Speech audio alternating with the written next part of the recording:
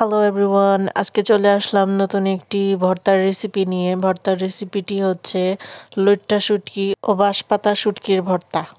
প্রথমেই আমরা আগের থেকে সিদ্ধ করা শুটকি একটি পাত্রে ঢেলে নিয়েছি। সাথে ছিল কাঁচা মরিচ ও শুকনা মরিচ। আপনারা চাইলে আপনাদের প্রয়োজন অনুযায়ী ঝালের পরিমাণ বাড়াতে পারেন। আমরা ঝাল একটু কমই দিয়েছি। সাথে দিয়েছি রসুনের 3টি কোয়া। টেলে নেওয়ার পর আমরা শিলপাটায় ভালোভাবে বেটে নিব। অর্ধেক বাটা হয়ে গেলে আমরা দিয়ে দেব পেঁয়াজ কুচি। আমরা এখানে 1 কাপ পেঁয়াজ কুচি ব্যবহার করব।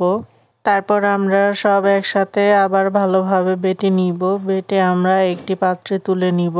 ভিডিওটি ভালো লাগলে please like, comment, share with your friends and family, and don't forget to subscribe our channel Sunny Road Vlogs and hit the bell icon.